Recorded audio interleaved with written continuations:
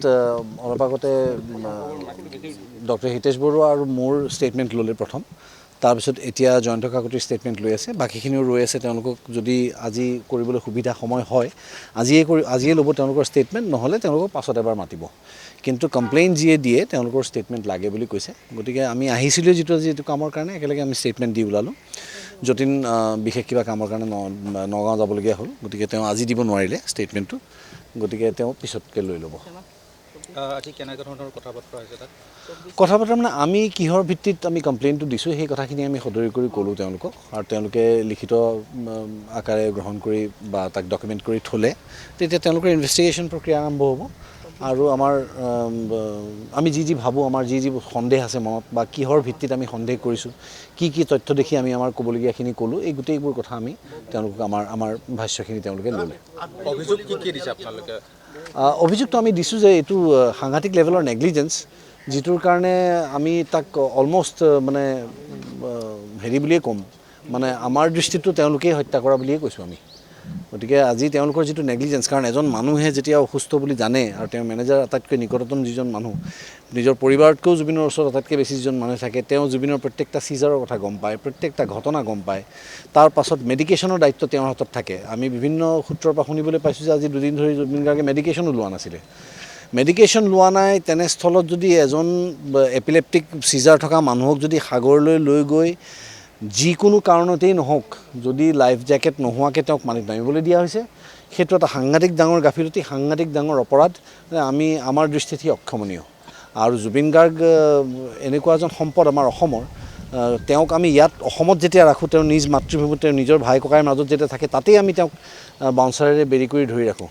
গতিকে সাগৰত নি পেলাই এনেকৈ তহলিবলৈ এৰি দিয়াটো অকলে আৰু ইমান ৰিস্ক থকা জেগা এটাত, য'ত তেওঁক অলৰেডি ডক্টৰ হিতেশ বৰুৱা আজি যি ষ্টেটমেণ্ট দি আছে, এতিয়া তেখেতেই জুবিন গাৰ্গৰ ট্ৰিটমেণ্ট কৰি থাকে, আৰু তেখেতেই কেইবাবাৰো তেওঁলোকক ৰিলিজৰ সময়ত প্ৰত্যেকবাৰে গৰিমাকে, আমাৰ সিদ্ধাৰ্থকে একেলগে তেওঁলোকে হেৰিটো দিয়ে, কনচাল্ট কৰি পেলাই ব্ৰিফিংটো দিয়ে যে জুবিন গাৰ্গক কোনো কাৰণত আমি তেওঁক বহুত বছৰ জীয়াই ৰাখিব পাৰিম, আমি কোনো কাৰণত তেওঁক খালি পানী আৰু জুইৰ পৰা দূৰত ৰাখিব লাগিব। সেই কথাষাৰ কোৱাৰ পাছত জুবিন গাৰ্গক নি তেওঁৰ জীৱনটোক লৈ হেতালি খেলাৰ কথাটো অসমৰ মানুহৰ বাবে এই অক্ষমনীয় অপৰাধ।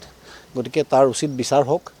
আৰু শ্যামকানু মহন্তৰ বিষয়ে মই যিখিনি জানো মই ক'লোঁ যে তেওঁ ইয়াৰ পৰা যিহেতু এজন অৰ্গেনাইজাৰ ইয়াৰ পৰা লৈ গৈছিলে তেওঁলোকক, তেওঁৰ সম্পূৰ্ণ দায়িত্ব, আটাইতকৈ ডাঙৰ ছাতিটো আচলতে তেওঁ হ'ব লাগিছিলে, যে জুবিন গাৰ্গ ক'লৈ গৈছে, কেতিয়া গৈছে, কাৰণ তেওঁ পিছদিনাখন তেওঁলোকৰ প্ৰগ্ৰেম আছিল বুলি কোৱা হৈছে।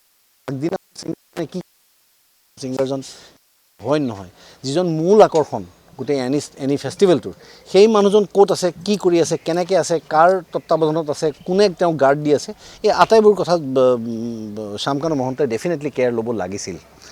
সেইটো নলৈ তেওঁ যিটো গা এৰা দি চলিলে, যে তেওঁ ফাইনেন্সিয়েল মিটিং কৰি থাকিলে, ঠিক আছে, তেওঁ মিটিং আছে, তেওঁ বাৰু এৰি থৈ যাব নোৱাৰে, তেওঁ থাকক, কিন্তু তেওঁ কোনোবা এজন ৰিপ্ৰেজেণ্টেটিভটো আচলতে জুবিনৰ লগত থাকিব লাগিছিলে। তেওঁৰ হৈ চকু ৰাখি থোৱা মানুহ এজনটো তেওঁ এপইণ্ট কৰিব লাগিছিলে, সেইটো নকৰিলে। তাত সাগৰৰ মাজত তেওঁলোকে এজন যিখিনি প্ৰবাহী অসমীয়া যিখিনি আছে তাতে তেওঁলোকৰ এছ'চিয়েশ্যনৰ গৰাকীজন গৈছে, তেওঁলোকে জানে জুবিন গাৰ্গৰ চিজাৰ, সেইটো প্ৰত্যেকটা কথা প্ৰত্যেক মিডিয়া আজিলৈকে তেনেস্থলত তেওঁলোকে উইদাউট এনি মেডিকেল পাৰ্চনেল, কোনো ধৰণৰ মেডিকেল পাৰ্চনেল এজন লগত নিনিয়াকৈ কি সাহত তেওঁলোকে তেওঁক সাগৰৰ মাজলৈ লৈ গ'ল, সেই কথাটো মই বুজি নাপালোঁ, সেইটো কথাও মই কৈছোঁ। আৰু যিটো এজেঞ্চিয়ে বা প্ৰাইভেট কোম্পানীয়ে য়টখন ভাড়াত দিছিলে, তেওঁলোকৰো এটা কম্পালশ্যন থাকিব লাগিছিলে যে এখন ৱেইভাৰ চাইন কৰিব লাগে সদায়, এনেকুৱা ধৰণৰ ৰিস্কি জেগালৈ গ'লে, যে তেওঁৰ হেল্থ কণ্ডিশ্যন কেনেকুৱা, তেওঁৰ কি কথা, শাৰীৰিক কি ধৰণৰ অসুস্থতা তেওঁৰ আছে, যাতে তেওঁলোকে প্ৰিকশ্যন ল'ব পাৰে। আৰু এনেকুৱা কথা জনা হ'লে মই চিয়'ৰ ছিংগাপুৰ গভৰ্ণমেণ্টৰ নিচিনা ৰেছপনচিবল গভৰ্ণমেণ্টে অন্ততঃ মেডিকেল পাৰ্চন এজন লগত দিলে। তো এইবিলাক হ'ল কাৰ কাৰণত হ'ল আমি জানিব লাগিব, সেইটোৰ কাৰণেই দিছোঁ। আৰু শেষৰ যিটো মোৰ অভিযোগ, যে আজিৰ তাৰিখত অন্ততঃ জুবিন গাৰ্গ নোহোৱা হ'লে কাৰ লাভ হ'ব, সেই কথাখিনি তেওঁলোকক অলপমান মন দিবলৈ দিছোঁ। কাৰ হ'ব পাৰে সেই কথা মই দিবলৈ দিছোঁ। আৰু শেষত আমাৰ অসমীয়া স্বাভিমানক বুঢ়া আঙুলি দেখুৱাই আমাৰ গালত যিটো প্ৰচণ্ড চৰ সদোৱা হ'ল শ্যামকানু মহন্তৰ দ্বাৰা, যে জুবিন গাৰ্গ নোহোৱা হোৱাৰ পাছতো, মুখ্য আকৰ্ষণ বুলি কৈ ইয়াৰ পৰা নিয়াৰ পাছতো, জুবিন গাৰ্গৰ পোষ্টাৰ তাত লগাই থোৱাৰ পাছতো, জুবিন গাৰ্গৰ বিয়োগৰ পাছত যে তেওঁ ফেষ্টিভেলটো অন্য এটা নামেৰে যে তেওঁ কণ্টিনিউ কৰিলে, সেইটো অতি লজ্জাজনক। আৰু সমগ্ৰ বিশ্বৰ আগত তেওঁ আমাৰ জুবিন গাৰ্গৰ যিটো ভেলিউ, সেই ভেলিউটো নৈ কৰিলে। আৰু সেইটোৰ কাৰণে মই তেওঁক তীব্ৰ গৰিহণা দিছোঁ। আৰু মই তেওঁলোকক এইটো জাতিদ্ৰোহ বুলি মই আখ্যা দিছোঁ। আৰু শেষত মই এইটো কথাও তেওঁলোকৰ বিষয়ববীয়াৰ লগত আলোচনা কৰিছোঁ, যদিও তেওঁলোকৰ ডিপাৰ্টমেণ্ট নহয়, যে প্ৰতিবাদ কৰিবলৈ গৈ আমাৰ এজন সতীৰ্থ অজয় ফুকন তেওঁ এৰেষ্ট হৈ আছে। গতিকে তেওঁৰ প্ৰতি লিনিয়েঞ্চি ৰাখিবলৈ দিছোঁ, কাৰণ তেওঁ জুবিন গাৰ্গৰ তেওঁক অলপমান শিথিলভাৱে তেওঁক ব্যৱহাৰ কৰিবলৈ কৈছোঁ, যাতে বা তেওঁক সোনকালে মুকলি কৰি দিবলৈ আহ্বান জনাইছোঁ। কাৰণ তেওঁ জুবিন গাৰ্গৰ নিকটতম এজন ভাতৃপ্ৰতিম এজন ব্যক্তি, আৰু তেওঁ আৱেগিক হৈ কিছু কথা হয়তো কৈছিলে প্ৰৰোচনামূলক, য'ত এনেকুৱা এটা হিংসাত্মক এটা পৰিস্থিতিৰ হ'ল, কিন্তু তেওঁক তথাপিও ক্ষমা কৰি মই এৰি দিবলৈ দাবী জনাইছোঁ। আমি দেখিছোঁ যে সিদ্ধাৰ্থই হওক বা ছিংগাপুৰৰ আছাম এছ'চিয়েশ্যনৰ মানুহ, তেওঁলোকে কিন্তু এতিয়ালৈ কোনো প্ৰতিক্ৰিয়া দিয়া নাই। এইটো অত্যন্ত লজ্জাজনক কথা, আৰু সিয়ে আচলতে এক ধৰণে দৰ্শায় যে তেওঁলোক কিছু দূৰলৈকে তেওঁলোক দোষী, বা তেওঁলোকে নিজে উপলব্ধি কৰিব পাৰিছে যে তেওঁলোকৰ দোষৰ কাৰণে আমি জুবিন গাৰ্গৰ দৰে এজন ব্যক্তিত্বক হেৰুৱাবলগীয়া হ'ল। গতিকে এইবিলাক কথা তেওঁলোকে প্ৰথমতে সদৰি কৰিব লাগিছিলে। এনেই চাব গ'লে গাফিলতি বহুত আছে, যে কাৰণ আজি এখন চৰকাৰে ইচ্ছা কৰিলে প্ৰথম দিনাই যেতিয়া ঘটনাটো খবৰটো যেতিয়া আমি পাইছোঁ, তেতিয়াই আচলতে সিদ্ধাৰ্থক তাতেই ডিটেইন কৰিব পাৰে। গতিকে সেইটো কাম কৰা নহ'ল। ইয়ালৈ অহা তিনিজন ব্যক্তি, ছিংগাৰগৰাকী কি প্ৰভা, তেওঁৰ নামটো এতিয়া মই পাহৰিলোঁ, অমৃতা প্ৰভা, তেওঁ আৰু শেখৰ, তাৰপিছত সন্দীপন গাৰ্গ, এওঁলোক তিনিজনটো উভতি আহিছিলে। গতিকে তেওঁলোক তিনিজনৰ পৰা অন্তত অসম সোমোৱাৰ লগে লগে তেওঁলোকক জেৰা কৰাটো উচিত আছিলে বুলি মই ভাবোঁ। গতিকে এইবিলাক ক্ষেত্ৰত অলপমান যি লেহেম আমি দেখিছোঁ, সেই কথাটো আচলতে হ'ব নালাগিছিল বুলি মই ভাবোঁ।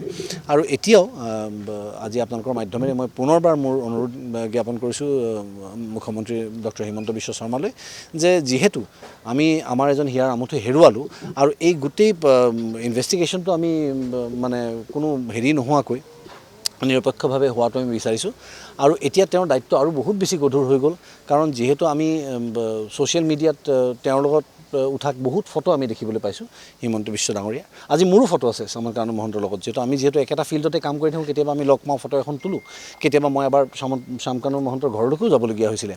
কিন্তু সেইবিলাক ফটো যিহেতু থাকে ছ'চিয়েল মিডিয়ামত এজ কুকিজ, গতিকে আৰু দায়িত্ব বাঢ়ি যায়, যাতে আমি এই কথাষাৰ কোনোৱে যাতে কালি এইটো আঙুলি টোৱাই ক'ব নোৱাৰে যে এই চাহ চিনাকিৰ কাৰণে এনেকুৱা এজন মানে দ্ৰুত ব্যক্তি হাৰি গ'ল।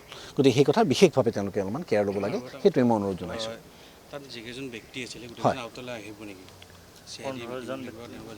এতিয়া আমিতো আমাৰ পিনৰ পৰাই হেৰিখন দিলোঁ, কমপ্লেইনখন দিলোঁ, FIR দিলোঁ।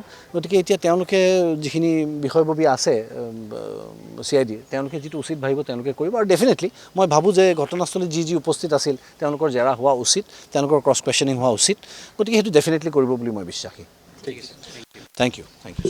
যিকোনো খবৰৰ বাবে যোগাযোগ কৰক 7099017330 লগতে 7099017110 নম্বৰত।